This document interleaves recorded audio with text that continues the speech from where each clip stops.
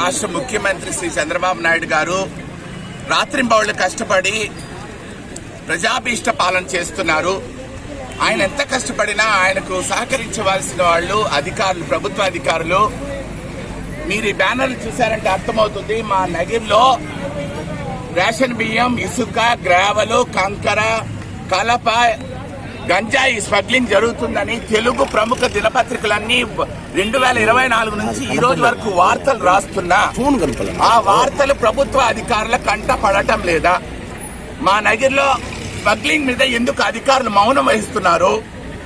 ఆ smuggling boss అంటే భయమా, లేదా స్మగ్లింగ్ చేసే వాళ్ళు ఇచ్చే ధనం అంటే ఆసన అనేది మాకు తెలియాలి.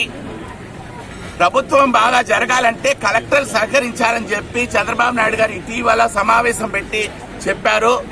ఆ కారణం చేత ఈ రోజు నేను చిత్తూరు జిల్లా కలెక్టర్ గారిని విన్నవించుకుంటున్నాను. మా నగర్లో స్మగ్లింగ్ అనేది విపరీతంగా ఉంది.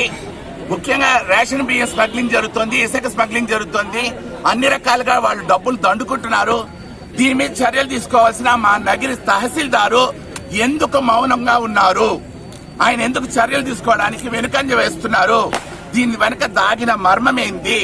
దీని వెనుక ఉన్న రహస్యమేందో గౌరవ చిత్తూరు జిల్లా కలెక్టర్ వారు కనుక్కొని సంబంధితులపై తగు చర్యలు తీసుకొని మా చంద్రన్న పాలనకు చిత్తూరు జిల్లా కలెక్టర్ సహకరించాలని ఈ సందర్భంగా నేను మీడియా ద్వారా విన్నవిస్తున్నాను.